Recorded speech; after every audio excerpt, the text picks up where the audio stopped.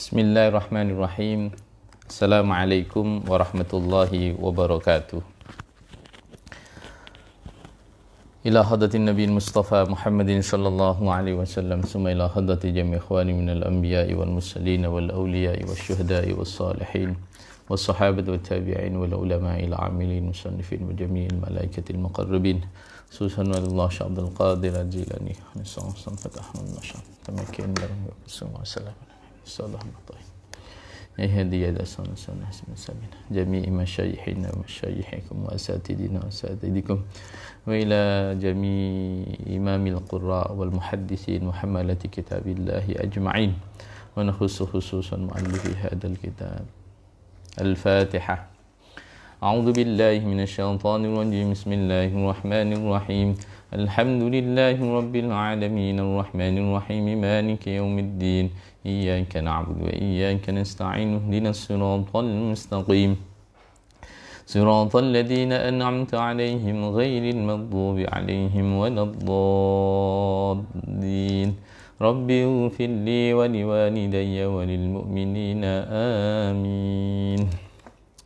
Alhamdulillah, salatu wassalamu ala rasulillah, wa la hawla wa la quwwata illa billah, amma ba'd. Para santri, para wali santri, dan para pemirsa di manapun berada yang sekarang sedang mengikuti ngaji online di bulan Ramadan ini, yaitu kajian kitab Al-Arba'in An-Nawawiyah karya beliau Al-Imam Nawawi. Pada siang hari ini kita masuk di hadis yang kedua. Hadis kedua ini hadis yang sangat menarik karena berkaitan dengan hal yang sangat pokok dalam urusan agama, yaitu tentang arkanul Islam, arkanul iman, dan al-ihsan. Atau di dalam kitab Al-Jawahir ini diberi judul dengan Maratibuddin, al-Islam wal iman wal ihsan. Kita awali. Bismillahirrahmanirrahim. Qala al-muallif rahimahullahu ta'ala wa nafa'na bihi wa bi'ulumihi fid dharain amin amin ya rabbal alamin. Al-haditsu tsani utawi kiku hadis kang kaping pindho. An Umar, den critakake saking sahabat Umar radhiyallahu anhu. Qala aidan halimaneh. Qala dawu siddan Sayyidina Umar. Bainama endalem antarane siji mangsa nahnu utawi kita iku julusun padha lungguh inda Rasulillah endalem ngersane Rasulullah sallallahu alaihi wasallam. Data yaumin endalem siji dina ittala'a semangsane muncul alaina ing atase kita sapa rajulun wong lanang syadidu bayadis siyabi kang banget putihe pakaiane, syadidu sawadi sya'ri kang banget ireng rambute.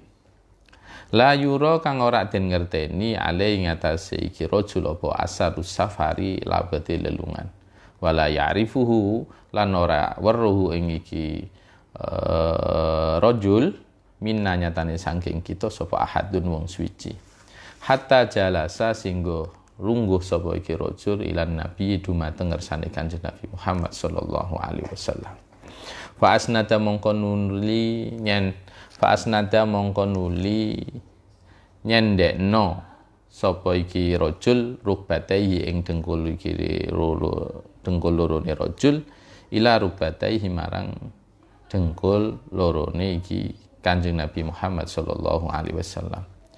Wa wadha'a lan deleh utawa nyelehno sapa iki rajul kafaihi ing epek-epek lorone iki rajul ala fahidai ing atase pupu lorone iki rasul. Wa qala lan matur sapa iki rajul ya Muhammadu he Muhammad.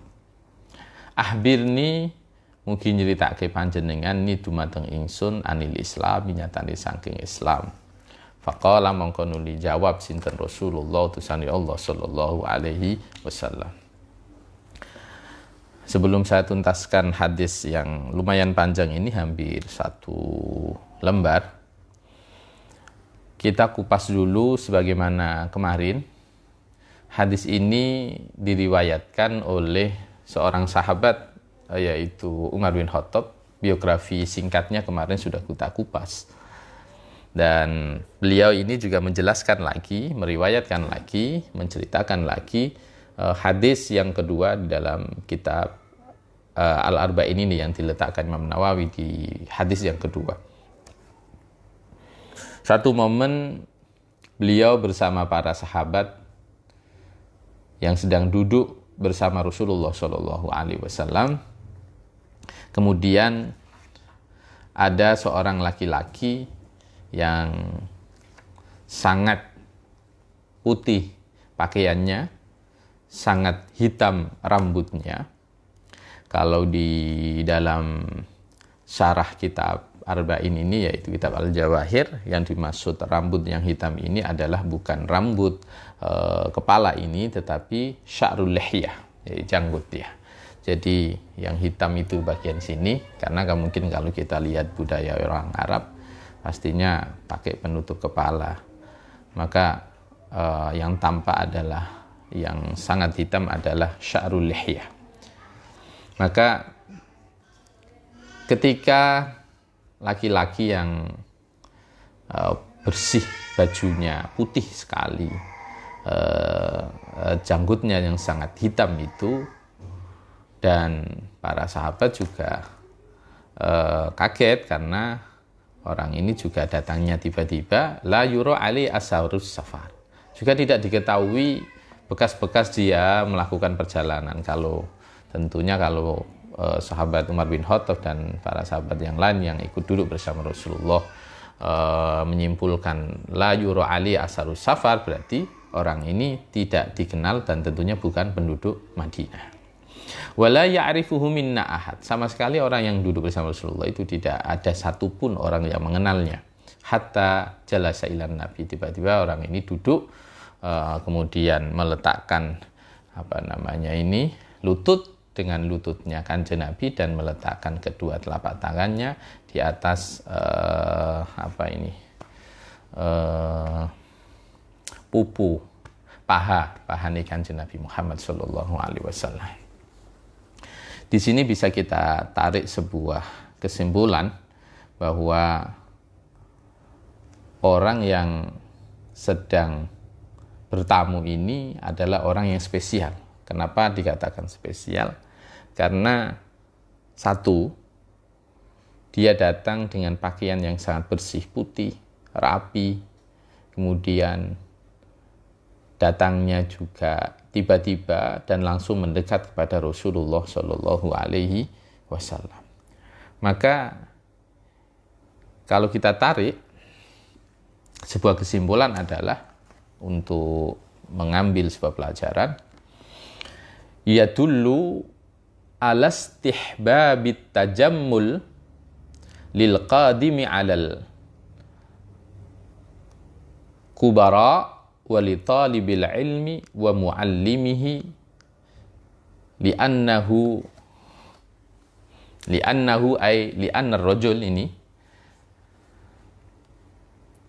qadima ala sayyidil kubara mualliman lis-sahabah fi surati muta'allim. Maka ibarat kata malaikat yang datang ini, yang nanti, mestinya keterangan malaikat nanti di belakang ketika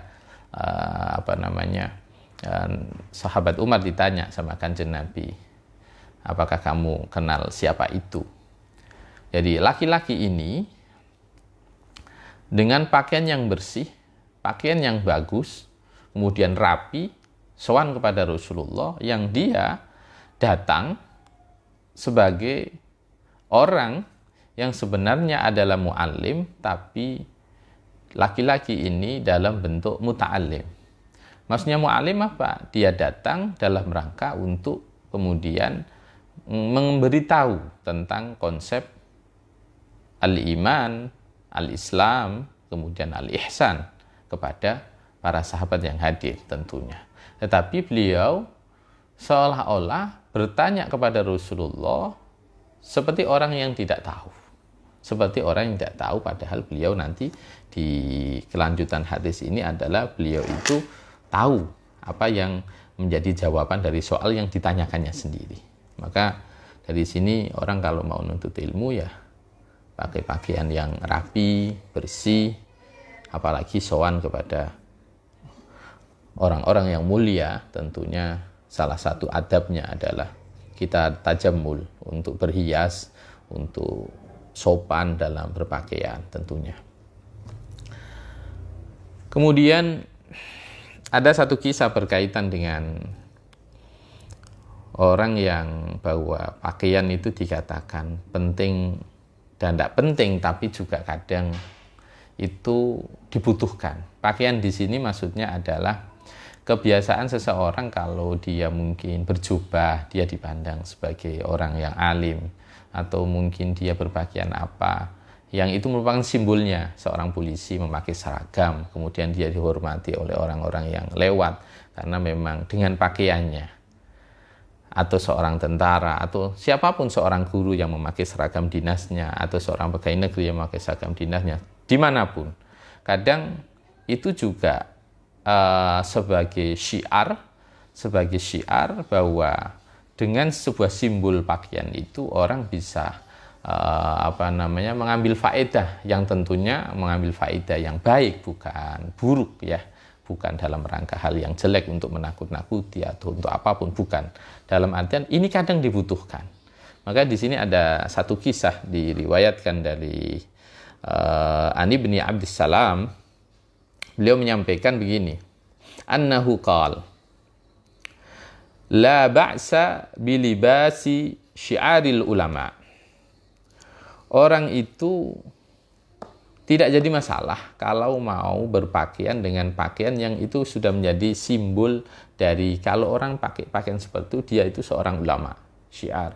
Mungkin kalau di kita orang berjubah ya, tapi ya repot. Sekarang semua orang bisa beli jubah. Kemudian, tapi ini ada kisah seorang ulama mengatakan bahwa beliau menyampaikan la ba'sa bilibasi syiaril ulama. Orang kalau mau pakai pakaian yang itu menjadi syiarnya ulama, itu tidak jadi masalah.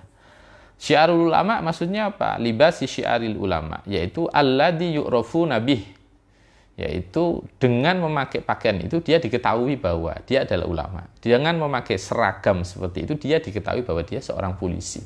Dia memakai pakaian seperti itu dia seorang TNI, anggota TNI, atau simbol-simbol yang lain, pakaian-pakaian yang lain.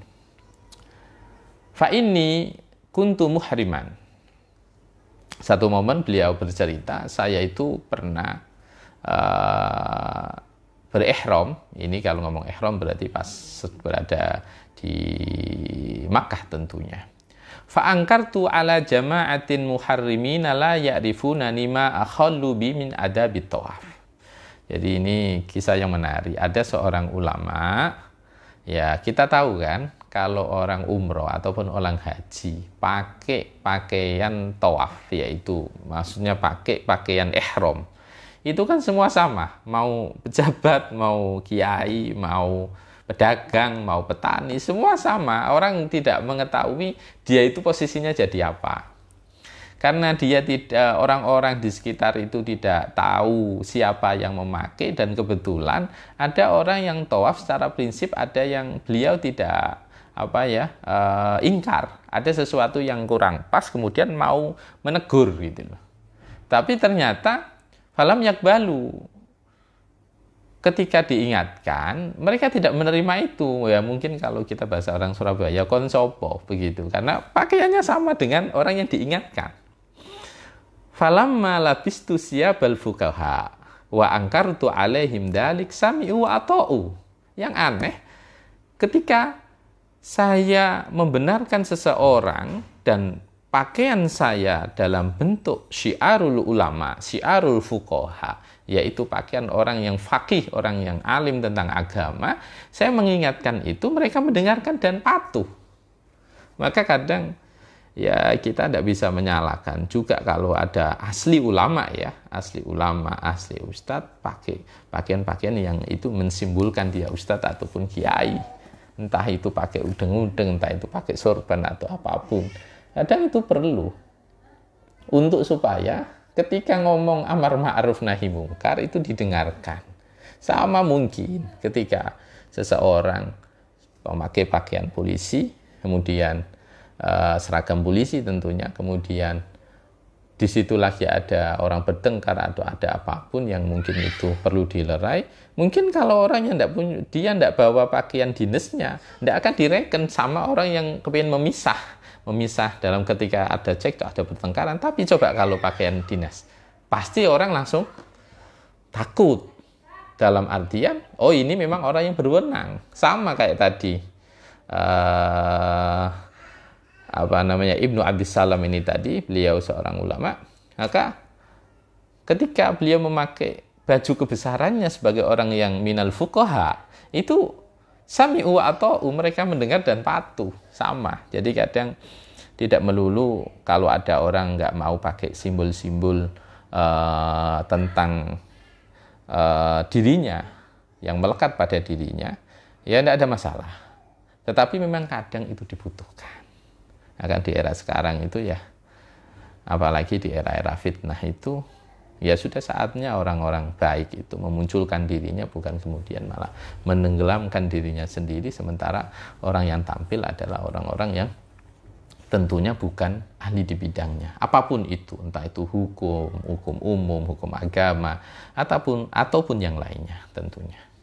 Jadi hadis ini sekali lagi, laki-laki yang datang sowan kepada Rasulullah ini bisa kita tarik pelajaran. Bisa kita tarik pelajaran dimanapun kita dalam menuntut ilmu, dalam sowan kepada orang-orang yang mulia, sudah sepatutnya kita memakai hal yang baik dan itu dalam rangka untuk menghormati. Sama, kita ngaji, kemudian kita memakai baju yang rapi, maka itu adalah bukti dari menghormati dari seorang murid kepada gurunya. Kemudian yang unik di sini, hadis ini di matan ini, waqala ya Muhammad. Waqala ya Muhammad. Waqala ya Muhammad. Ini makanya tidak tahu ini nanti apa cukup hadis ini cukup satu pertemuan atau lebih, karena ini panjang hadisnya. Ini kita lagi ngomong masalah apa yang dapat kita petik dari soannya laki-laki asing tadi. Dia mengakui redaksi ya Muhammad, wahai Muhammad. Maka di sini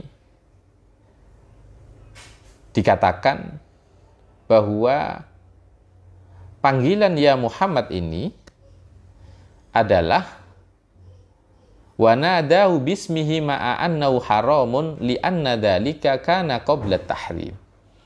Jadi panggilan ya Muhammad ini adalah belum adanya larangan untuk memanggil nama Sayyidina Muhammad dengan panggilan Muhammad. Au li annal khurma mukhtassatun bil adamiyyin dunal malaikah. Pendapat yang kedua, ya ini juga pendapat ya, bahwa ini adalah khusus untuk penghormatan itu dengan panggilan Habibina, Sayyidina, itu adalah khusus untuk orang-orang, yaitu manusia tentunya, dunal malaikah, bukan para malaikat.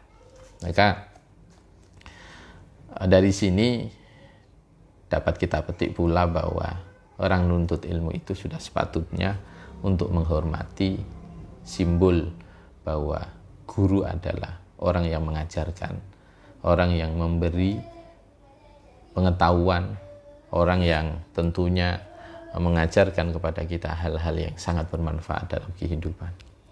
Maka dari peristiwa ini yang ketiga, selain masalah menuntut ilmu itu dianjurkan untuk tajamul, kemudian kita hormat kepada guru, bagaimana laki-laki tadi berhadapan dengan Rasulullah. Kemudian yang ketiga adalah kita jangan malu dalam menuntut ilmu itu, untuk bertanya itu jangan malu. Litambih ala annahu yambagi lisail adamul istihya'i inda su'al. Ya, kita sudah sepatasnya untuk kalau tidak tahu ya bertanya, kalau tidak tahu ya bertanya. Tetapi laki-laki ini, beliau bertanya ini bukan dalam rangka untuk tahu, tetapi untuk memberi pengajaran atau memberi pelajaran kepada orang-orang yang di sekitarnya Rasulullah, yaitu para sahabat. Makanya kalau jenengan tahu ada kitab Ar-Rasulul Muallim, Rasul adalah seorang pengajar, itu ada metodologi cara Rasulullah mengajarkan hal-hal yang sangat bermanfaat kepada para sahabat. Ada yang model cerita, ada yang model kayak ini tadi, Rasulullah nggak memberitahukan langsung tapi ternyata lewat orang gitu. Banyak. Kalau jenengan punya kitabnya, insya Allah itu sangat bermanfaat untuk para guru. Ar-Rasulul Muallim, banyak metodologi cara mengajar Rasulullah Shallallahu Alaihi Wasallam. Kita lanjutkan matanya.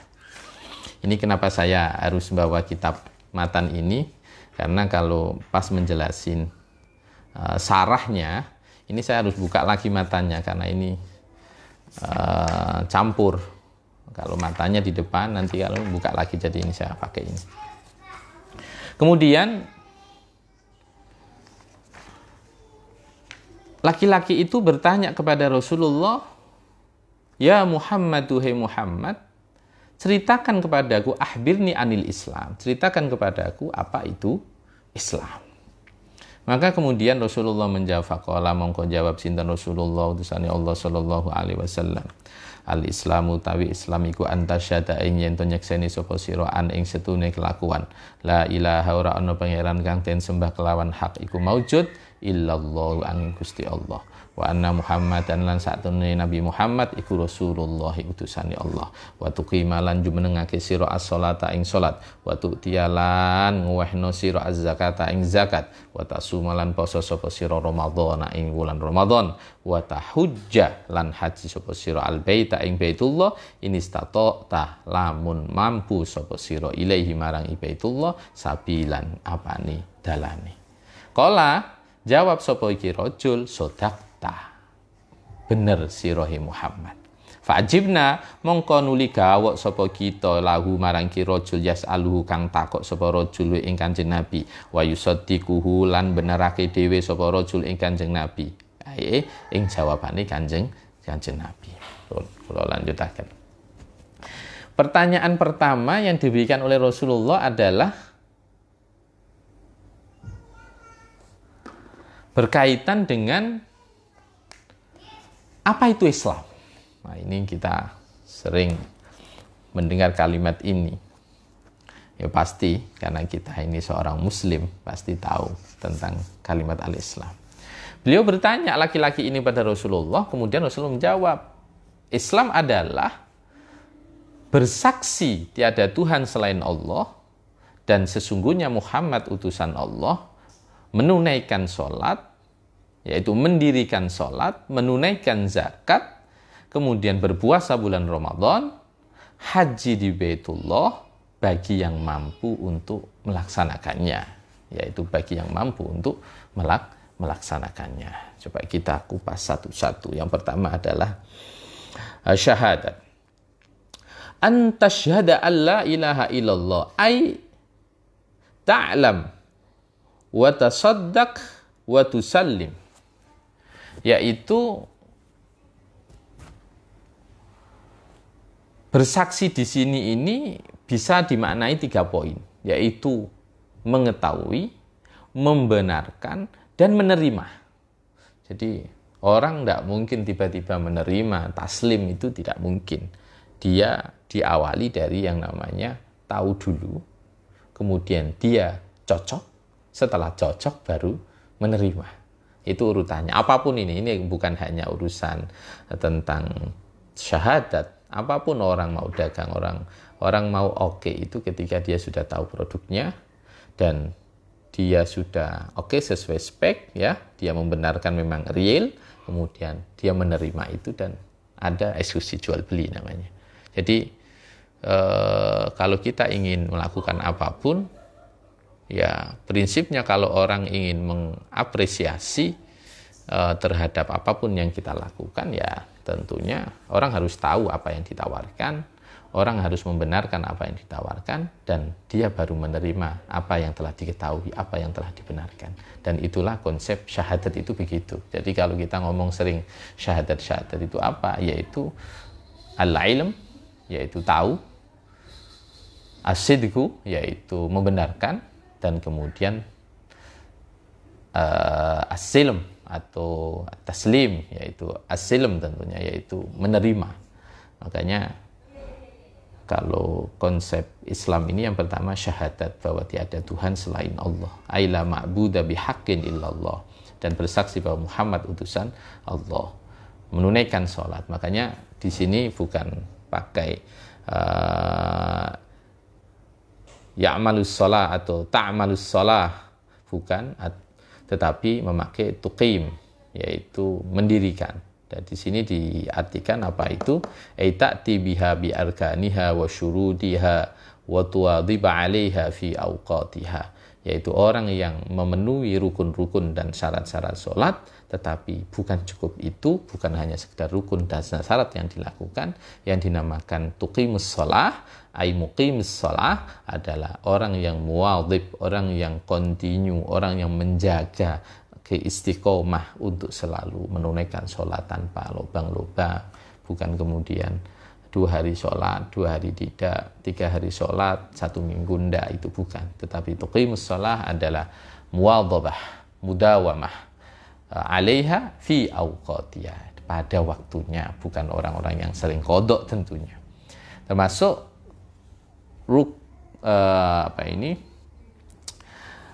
Islam lagi, atau kita bisa katakan rukun Islam berikutnya adalah menunaikan zakat. Atau yang berikutnya, yang berikutnya adalah zakat ini tentunya tu'tiha limustahiqiha, yaitu memberikannya kepada orang-orang yang berhak menerima. Kalau memang kita tidak bisa memberikan secara langsung, kita bisa memakai aulil imam liyadfa'a lahum, atau memakai orang, ini imam berarti pemerintah, untuk menyerahkan zakat kepada orang-orang yang berhak. Kalau di kita ini ya ada yayasan-yayasan yang kemudian menyalurkan untuk itu. Kalau itu dilindungi undang-undang ya tidak ada masalah. Tapi pada prinsipnya kalau kita ngomong sesuai alur ini ya mungkin kalau di pemerintah itu ada Basnas itu ya. Tapi di kita ini kan banyak orang yang juga percaya terhadap yayasan-yayasan yang ada, dan itu saya yakin itu juga hal yang baik tentunya. Karena kadang kalau yayasan-yayasan yang ada itu mungkin dia lebih menjangkau orang-orang yang terdekat dari orang yang bersedekah tentunya. Kemudian puasa bulan Ramadan. Hanya puasa ini alhamdulillah hari yang kedua ini kita sudah melakukan semuanya. Semoga nanti tetap lancar puasa hingga akhir, tentunya hingga akhir bulan Ramadan. Itu juga termasuk min arkanil Islam yang ditanyakan oleh laki-laki tadi. Termasuk antahujjal baita man istata'ta ilaihi in istata'ta ilaihi sabila. Orang yang memang mampu. Makanya di sini disebutkan in qadarta 'alal wusuli ilaihi biduni masyaqqatin 'azimatin. Ya, orang ke tanah suci itu ya bagi yang mampu. Kalau memang ada masyaqqat yang luar biasa ya tidak wajib. Makanya di sini istitoah itu bisa dalam wujud sihatul badan, yaitu fisiknya sehat, kemudian wujudil mal, adanya harta yang bisa dipakai, kemudian ada bekal, kemudian imkanus sair, istitoah dalam madzhab Syafi'i berikutnya adalah memungkinkan dia melakukan perjalanan, berarti perjalanan itu aman. Ada 4 kalau konsep istitoah itu, yaitu wujudul mal, adanya harta yang dipakai untuk ke sana. Kemudian yang kedua sihatul badan, tubuhnya sehat, tidak ada kendala yang kemudian bisa membahayakan dirinya tentunya selama dalam perjalanan. Kemudian ada bekal untuk dipakai di sana, bukan hanya sekedar untuk perjalanan. Bekal di sana ada, juga bekal untuk orang yang ditinggal juga ada. Kemudian adalah imkanus sair, memungkinkan dia melakukan perjalanan, berarti ada penerbangan. Apalagi kalau di musim wabah seperti sekarang, wallahu alam, kita sudah tutup umroh itu Indonesia itu mulai tanggal 27 itu terakhir, dan kita tahu 27 Februari itu terakhir, dan kita tidak tahu wallahu alam nanti apakah haji juga dibuka. Kalau memang ternyata haji tidak dibuka oleh pemerintah Saudi, maka orang tidak dosa untuk yang seharusnya siap fisiknya, siap uangnya, siap semuanya, tetapi imkanus sair, dia tidak memungkinkan untuk melakukan perjalanan ke sana karena ditutup sama pemerintah Saudi, berarti dia tidak termasuk mustati'. Karena yang wajib mustati', kalau nggak mustati' ya tidak wajib. Oke. Itu yang pertama. Pertanyaan yang pertama yang ditanyakan oleh laki-laki tadi, Sayyidina Umar kemudian dan para sahabat yang lain, fa'ajibna lahu yas'aluhu wa yusaddiquhu. Kami ini heran, lawang dia itu tanya sendiri tapi dibenarkan sendiri. Ini sama saja kayak orang medei. Medei itu apa ya? Etok-etok takok, karena sebenarnya dia tahu. Makanya ini para sahabat bingung. Ini orang tanya kok dijawab sendiri, dan Rasulullah juga ngikuti alurnya. Maka kemudian dilanjutkan, qol fa akhbirni anil iman. Qala ngucap sapa dawuh matur sapa iki rajul ing dawuh ing matur kados fa akhbirni anil iman. Fa akhbirni mungkin nyeritani panjenengan itu dumateng ingsun anil iman, nyatane saking iman. Qala jawab sinten Kanjeng Nabi, antuk minajen to iman sapa sira billahi marang Allah, wa malaikati lan pira-pira malaikate Allah, wa kutubi lan pira-pira kitabe Allah, wa rusuli lan pira-pira rusule Allah, yaitu pira-pira utusane Allah, wal yaumil akhir lan dina akhir, wa tu'mina lan iman sira bil qadari kelan pesten khairihi ya baguse pesten, wa syarrihi lan olone pesten. Qala jawab sapa iki rajul, sadaqta, bener sira. Yang kedua, pertanyaan yang bertanya tapi diiyakan sendiri seolah-olah dia tahu jawaban yang diberikan Rasulullah adalah, ceritakan kepadaku atau apa itu iman. Kanjeng Nabi jawab, antuk mina billah. Yang pertama, iman itu adalah iman kepada Allah Subhanahu wa ta'ala. Itu shaddiq, yaitu membenarkan bahwa Allah adalah Tuhan kita, biwujudihi wa rububiyatihi wa wahdaniyatihi. Allah itu ada, Tuhan kita, dia itu esa, dia itu tersucikan dari segala munazzahun an kulli naqsin, dari segala kekurangan, mutasifun bikulli kamalin, yang memiliki sifat dengan segala kesempurnaannya. Jadi nak menungso gak sempurna ya wajar, sebab maha sempurna itu Allah Subhanahu wa ta'ala.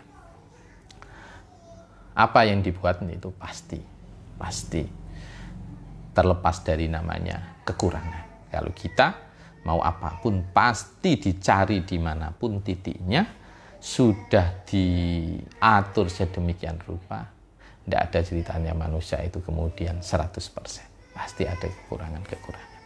Selain iman kepada Allah, wa malaikati, dan iman terhadap malaikat Allah. Nah, siapa itu malaikat? Gitu. Malaikat adalah hum adsamun nuraniyatun qadiruna ala tasyakkul bi askalin mukhtalifatin. Malaikat itu adalah makhluknya Allah yang berbentuk dari cahaya, yang mampu berubah dengan rupa-rupa yang berbeda, dengan bentuk yang berbeda.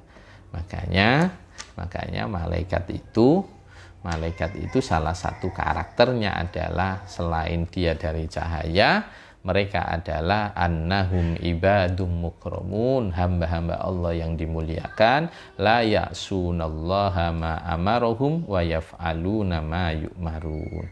Mereka orang yang tidak pernah melanggar apa yang diperintahkan oleh Allah kepada mereka. Mereka juga selalu melakukan apa yang telah diperintahkan kepada mereka. Dan kalau jumlah, kita tidak tahu jumlahnya, Allah, hanya Allah yang tahu jumlahnya para malaikat. Yang unik ini juga di sini disebutkan, ada yang menyampaikan bahwa malaikat itu tidak hanya sekedar dari cahaya, tetapi anna min a'jabi ma khalaqallahu fihim malakan nisfuhu min narin wa nisfuhu min saljin. Ini ada malaikat yang unik, separuh dari cahaya, separuh lagi dari es. Bisa kita bayangkan ya.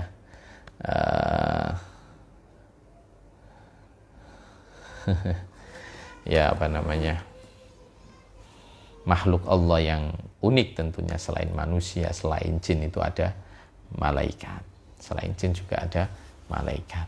Nah, malaikat ini kita sebagai umat Islam, orang yang beriman, mukmin, harus meyakini bahwa kita iman terhadap Allah, iman terhadap malaikat, termasuk iman lagi terhadap apa? Kitab-kitab Allah, kitab-kitab Allah. Kitab-kitab Allah tentunya ya, yang kita ketahui iman terhadap Taurat yang diturunkan kepada Sayyidina Musa, wal Injilu li Sayyidina Isa, waz Zaburu li Sayyidina Dawud, wal Qur'anu li Nabiyyina wa Sayyidina Muhammadin sallallahu alaihi wasallam. Kita harus iman bahwa Taurat itu diturunkan kepada Nabi Musa, Injil kepada Nabi Isa, Zabur kepada Nabi Dawud, dan Al-Qur'an yang kita semoga istiqomah membaca di bulan Ramadan, yaitu kepada Nabi Muhammad SAW. Termasuk iman lagi kepada utusan-utusan Allah, yaitu ya Nabi yang minim 25 yang kita harus berusaha untuk menghafalkannya. Termasuk rukun iman berikutnya adalah yaumil akhir, yaitu iman terhadap hari akhir. Termasuk lagi iman yang keenam, wa tu'mina bil qadari khairihi wa syarri, iman terhadap ketentuan Allah, entah itu baik, entah itu jelek, kita harus meyakini, dan itu dari Allah Subhanahu wa ta'ala. Wa anna jami'a ma kana wa ma yakun bi qada'illahi ta'ala wa qadarihi wa iradatihi. Apa yang terjadi, apa yang akan terjadi, semua atas ketentuan Allah, semua atas kehendak Allah Subhanahu wa ta'ala. Termasuk tentunya wabah yang sekarang melanda di negara kita, bukan hanya di negara kita, tentunya di banyak negara, hampir mayoritas di negara yang ada di dunia ini terkena virus corona tentunya, dan itu pasti itu atas kehendak Allah Subhanahu wa ta'ala, atas kehendak Allah Subhanahu wa ta'ala. Maka kemudian dari sini bisa kita tarik kesimpulan, ada dua pertanyaan, yaitu Islam, iman, yang ditanyakan oleh laki-laki tadi. Kemudian dilanjutkan, beliau bertanya lagi kepada Kanjeng Nabi Muhammad sallallahu alaihi wasallam. Qal fa akhbirni anil ihsan. Qala matur sapa iki rajul, fa akhbirni mongko mugi nyritani panjenengan dumateng ingsun anil ihsan, nyatane saking ihsan. Qala jawab sapa iki Kanjeng Nabi, antak buta ing yen to nyembah sapa sira Allah ing Allah, ka'annaka kaya dene setune sira iku tara pirsa sapa sira ing Allah. Fa illam takun mongko lamun ora ana sapa sira iku tarahu pirsa sapa sira hu ing Allah, fa innahu mongko setune Allah iku yaraka pirsa sinten Allah ka ing sira. Qala, lah yang ketiga, al-Islam, al-iman, al-ihsan. Ya, sekarang kita kupas ihsan. Laki-laki ini tanya kepada Kanjeng Nabi, apa itu ihsan? Di sini dimaknai ihsan itu adalah yakni bihi al-ikhlas.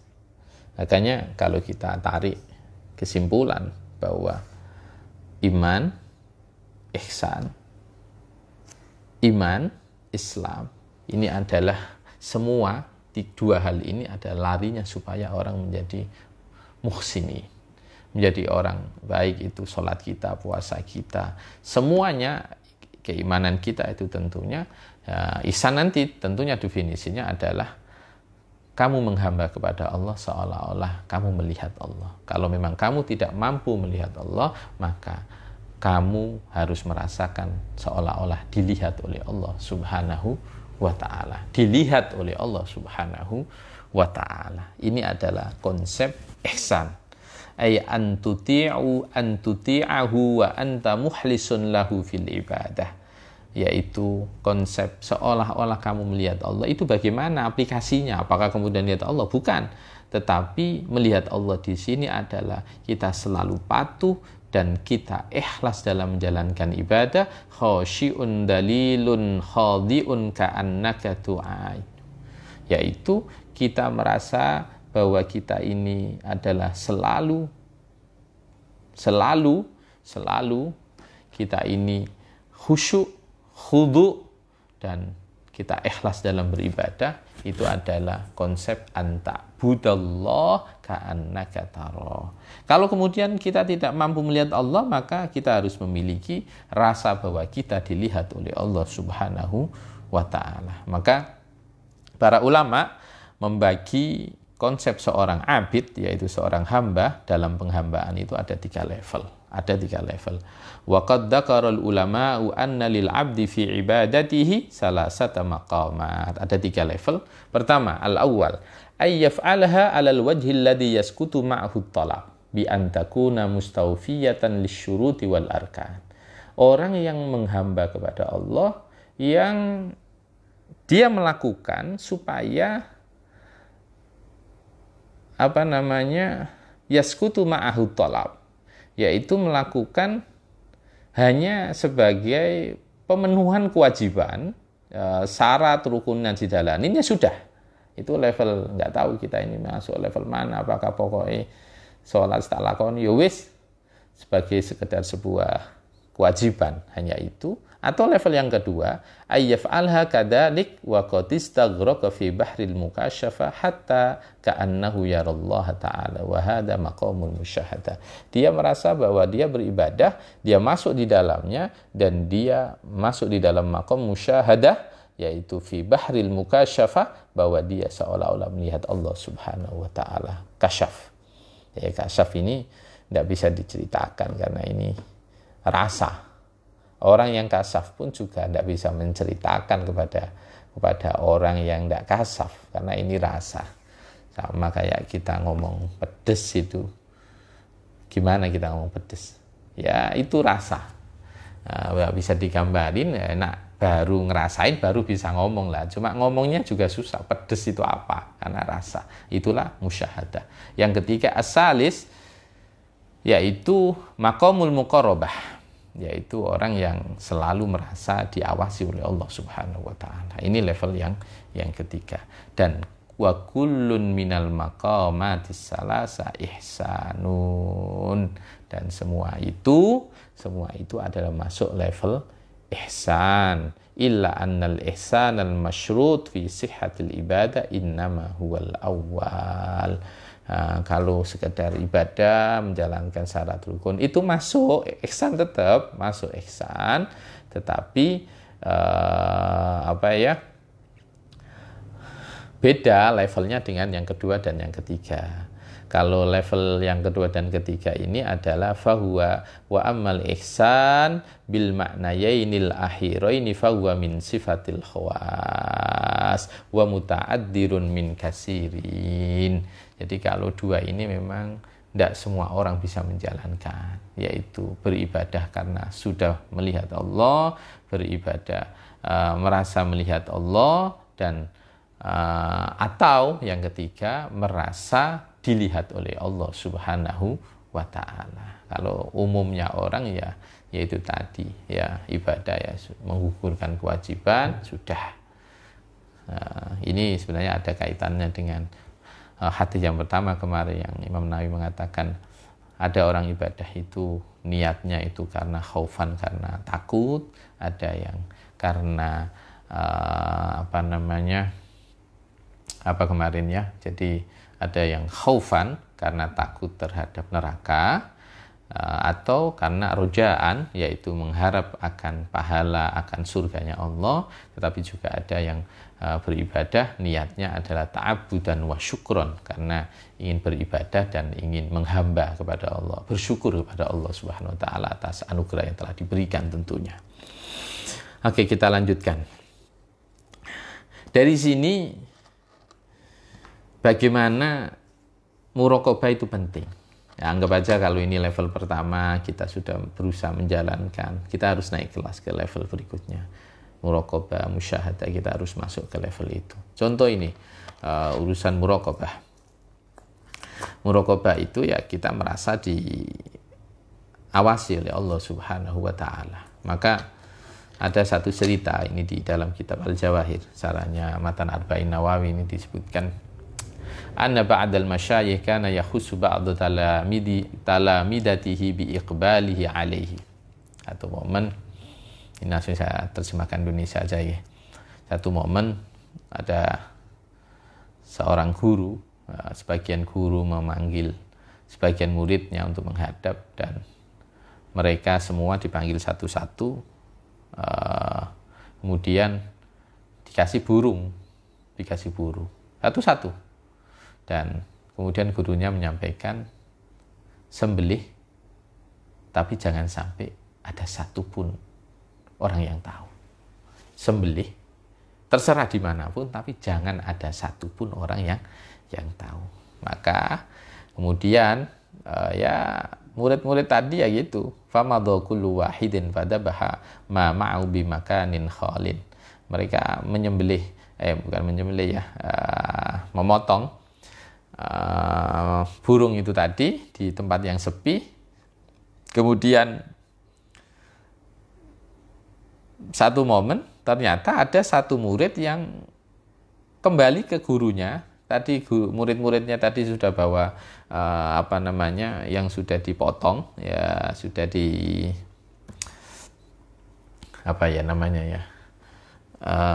sudah dipotong ya dengan pisau tentunya, disembelih ya. Kemudian diatur kepada gurunya. Ada satu murid yang dia tidak jadi membunuh burung itu, dan ditanya murid ini, dan kenapa kok dia sendiri tidak memotong? Faqal fasa'alahu syaihu an adami dabhi. Kenapa kok burung itu enggak disembelih gitu loh. Maka kemudian si murid menjawab, qala innaka amartani an adbahahu bihaitsu la yarahu ahadun. Wahai guruku, engkau memerintahkan kepada aku untuk menyembelih sekiranya ketika menyembelih itu tidak ada orang yang tahu satupun.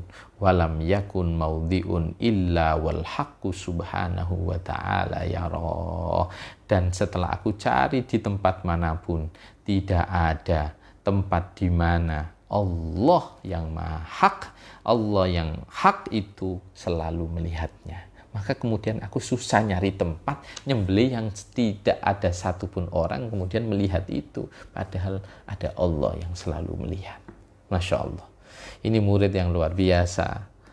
Murid yang tidak lupa bahwa dia selalu diawasi oleh Allah. Kita saja kerja di kantor, ada CCTV, yang CCTV terkonek dengan mungkin bagian HRD ataupun bagian pemilik perusahaan itu sendiri, kita aja sudah takutnya minta ampun. Nah ini bagaimana kalau orang sudah memiliki level luar biasa tentang konsep ihsan itu tadi, dia merasa dilihat oleh Allah, apalagi kalau kemudian sampai level bisa melihat Allah Subhanahu wa ta'ala. Maka yaitu mukasyafah, hal yang tadi muraqabah.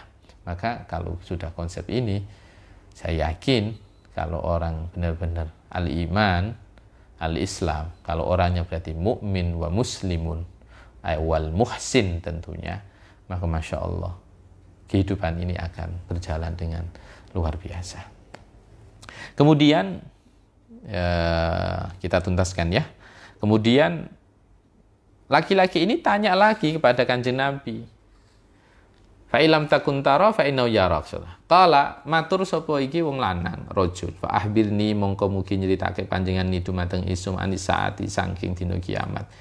Nabi ceritakan kepada aku apa itu hari kiamat. Kala jawab sinten Kanjeng Nabi, mal mas'ul ora ana utawi wong kang den takoki anha saking saah bi alama iku luwih ngerti minas saili katimbang wong kang den takok.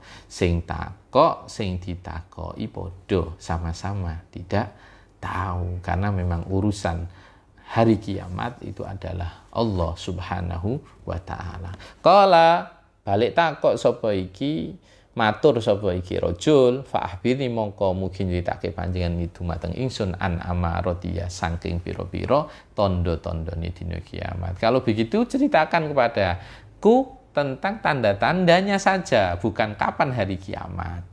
Qala jawab sapa iki Kanjeng Nabi, antalida ing yen to nglahirno al amatu sapa iki amat robbataha ing bendarane iki amat, wa antara lan yen to weruh sapa sira al khufata ing wong kang ngodhok gak sandalan niku al urata kang padha wuda al alata kang padha fakir ria asya kang padha angun kambing wedhus ya tatawaluna hale padha dukur-dukuran sapa iki khufatal uratal alata ria asya fil bunyani endalem bangun oma utawa ing dalem bangun. Sumantolako mongko nuli budal sapa iki rajul, falabistu mongko kendel sapa ingsun Umar maliyan ing dalem mangsa kang suwe.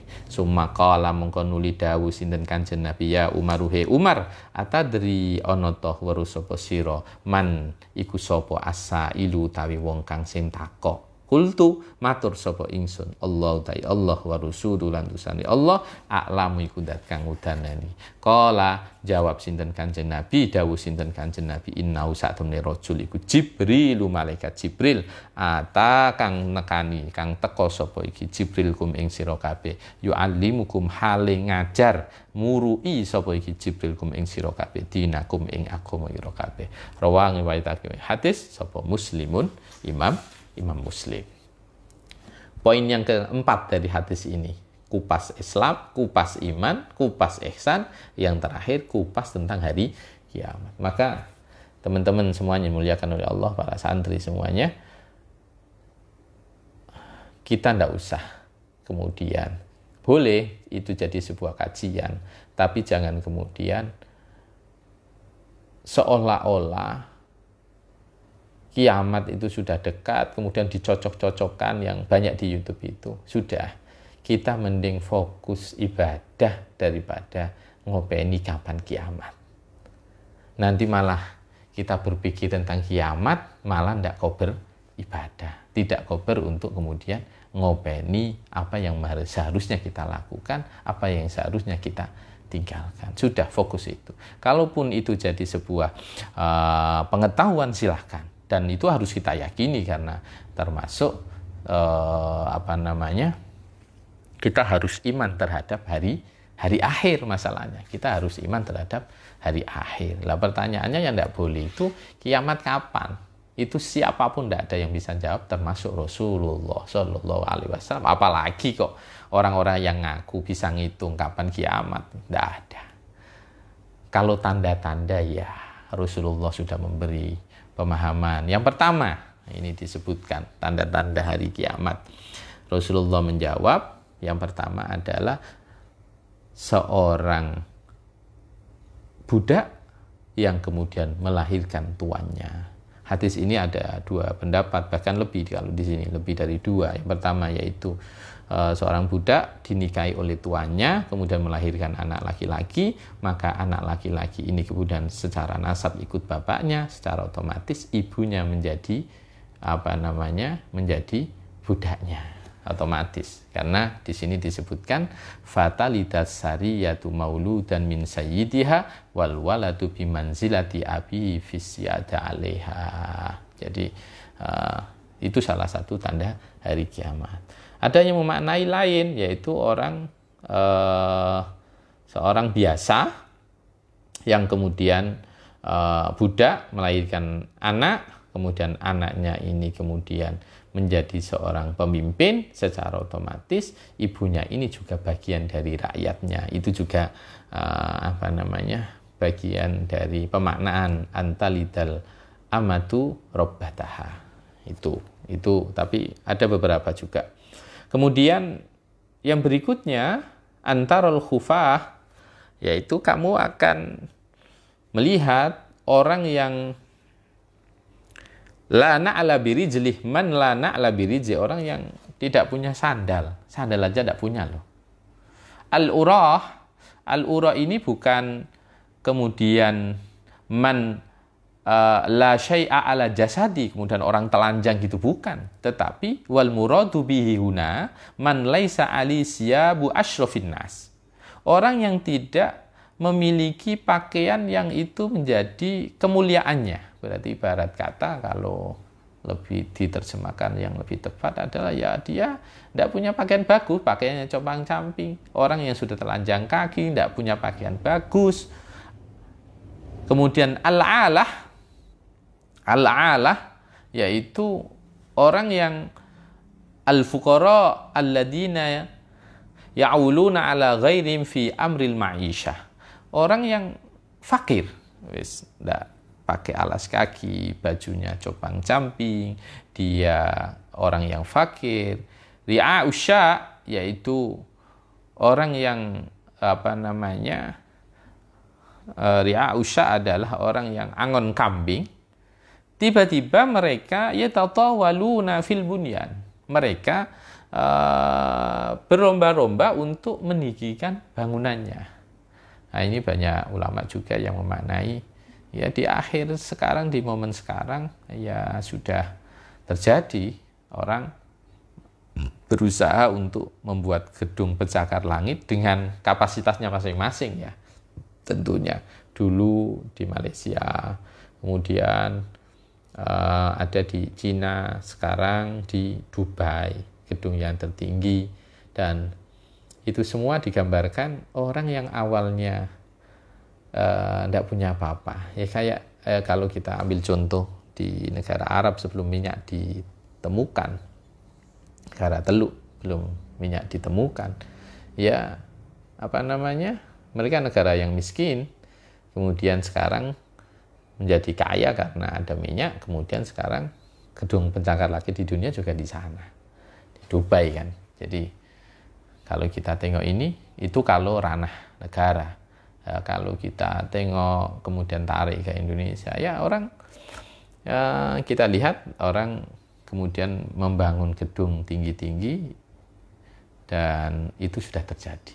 Maka kalau kita ngomong as-sa'ah, ya kiamat, maka bisa kita tarik kesimpulan bahwa ya alamatus sa'ah itu tentunya ada as-sa'atus sughra, yaitu juga ada as-sa'atul kubra. As-sa'atul kubra. Salah satu alamat yang sa'ah sughra itu ya qabdil ilmi bimauti ahli. Ilmu dicabut dari ahlinya. Para ulama yang ahli, guru-guru kita yang ahli di bidangnya kemudian dicabut oleh Allah Subhanahu wa taala. Wa kasratuz zalazil wal fitan, banyaknya gempa itu bagian dari alamat sughra. Wa zina, banyaknya fitnah, ada zina, wa syurbil khamr war riba wa uquqil walidain wa tajahur bil ma'ashi, ada minum khamr, ada riba, ada menyakiti kedua anak, menyakiti kedua orang tuanya, bahkan anak membunuh orang tuanya, maksiat dibuat secara terbuka tanpa punya rasa malu, wa idha'atis sholati wal amanah, sholat dan amanah disia-siakan, itu adalah bagian dari min alamatis sa'atis sughra, min alamatis sa'atis sughra. Tapi juga ada nanti adalah alamat kubro, wa alamatus sa'atil kubro. Nanti munculnya Imam Mahdi, keluarnya Dajjal, turunnya Nabi Isa, keluarnya Ya'juj Ma'juj, terbitnya matahari dari arah barat, itu semua. Tapi apapun itu, kita harus meyakini kiamat itu ada, dan kita juga tidak boleh kemudian hanya tanya kiamat-kiamat terus, tapi kita tidak mempersiapkan bekal apa untuk apa yang kita siapkan untuk menghadap kepada Allah Subhanahu wa ta'ala. Kemudian ini alamatus sughra, alamatul kubra. Nah, kemudian setelah dijelaskan alamatnya itu, tiba-tiba sumantolako, laki-laki itu pergi. Falabistu maliyan. Maka Sayyidina Umar ini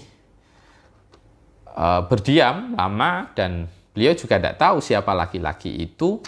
Di sini maliyan di sini adalah bisa dimaknai adalah ai zamanan tawilan. Jadi ketika laki-laki itu pergi. Kemudian sudah selesai rombongan para sahabat yang kumpul itu, satu momen kemudian hampir di sini disebutkan aywa huwa salah satu ayam kama fi ba'dir riwayat, yaitu 3 hari dan setelah peristiwa itu kemudian Rasulullah SAW bertanya kepada sahabat Umar. Ini kan berarti sahabat Umar ini punya kedudukan spesial di hadapan Rasulullah karena beliau yang diajak ngomong dan beliau ditanya, ya Umar, atadri manisail, kamu tahu enggak orang yang tanya kemarin itu loh, orang yang tanya itu apa? Jawab Sayyidina Umar, Allahu wa rasuluhu a'lam, Allah dan Rasulnya yang lebih tahu dari laki-laki itu tadi. Maka Kanjeng Nabi jawab, ya siapa? Itu Jibril, malaikat Jibril. Maka kalau kita tengok ini, ya dulu ala jalalatihi wa rifa'ati maqamih, yaitu kedudukan Sayyidina Umar itu tinggi banget. Makanya sampai Rasulullah SAW bertanya itu kepada Sayyidina Umar. Makanya kalau orang mondok, nyantri, kok dia sering disuruh kiainya, diajak ngobrol kiainya, itu harus matur suwun, berarti ada kedudukan spesial menurut pandangan kiai itu kepada santri yang sering diajak diskusi dan lain-lain. Sama kayak sahabat Umar, beliau sahabat Rasulullah, santri Rasulullah, beliau diajak diskusi dan beliau ditanya, manisail, siapa yang bertanya itu Umar? Maka itu adalah malaikat Allah, yaitu malaikat Jibril alaihis salam. Dan yang menarik, tadi saya terlewat, yang menarik, laki-laki ini yang sowan kepada Rasulullah SAW itu umumnya biasanya kalau Jibril sowan Kanjeng Nabi itu wakana fil ghalib, yaitu Jibril ya'tihi fi surati Dihyah. Jadi ada seorang sahabat namanya Dihyah al-Kalbi as-Sahabi, beliau adalah sahabat yang kana ajmala ahli zamanihi wa ahsanahum suratan. Jadi beliau sahabat yang tampan di zamannya, dan Jibril sering sowan Rasulullah, wajahnya mirip Dihyah. Wajahnya mirip Dihyah, tapi ini saat sowan itu tidak memakai wajahnya Dihyah. Makanya ini malaikat Jibril ini luar biasa. Nanti insya Allah di hadis yang keberapa saya lupa, termasuk istri Rasulullah, dan itu yang dipakai oleh kebanggaan Sayyidah Aisyah adalah bahwa beliau satu-satunya istri Rasulullah yang pernah wajahnya diserupai oleh malaikat Jibril ketika sowan kepada Rasulullah SAW. Insya Allah di pertemuan ini kita cukupkan sekian. Yang inti dari hadis kedua ini adalah konsep tentang maratibuddin, yaitu Islam, ihsan, Islam, iman, ihsan, yang kesemuanya dalam beragama itu adalah endingnya adalah orang itu menjadi minal muhsinin, orang-orang yang baik, orang-orang yang ikhlas, orang-orang yang bisa beribadah seolah-olah dia melihat Allah, atau seandainya tidak bisa, dia seolah-olah diawasi oleh Allah Subhanahu wa ta'ala. Semoga kita semuanya ditakdirkan oleh Allah menjadi hamba-hamba yang minal muhsinin. Kalau mau masuk level minal muhsinin, ya harus minas shaimin, minal muqimin, harus menjadi orang yang ahli sholat, ahli zakat, orang yang ahli puasa, orang yang menunaikan haji. Tentunya itu untuk level-level masuk level-level, yaitu namanya minal muhsinin. Insya Allah itu yang dapat saya sampaikan. Sampai bertemu di pertemuan berikutnya. Wallahu a'lam bishawab. Hadanallahu wa iyyakum ajma'in. Maulaya salli wa sallim daiman abada ala habibika khairi khalqi kullihim. Huwal habibul ladzi turja syafa'atuhu likul lihaulim minal ahwali muqtahimi. Ya Rabbi bil Mustafa balligh maqasidana واغفر لنا ما مضى يا واسع الكرم. السلام عليكم ورحمة الله وبركاته.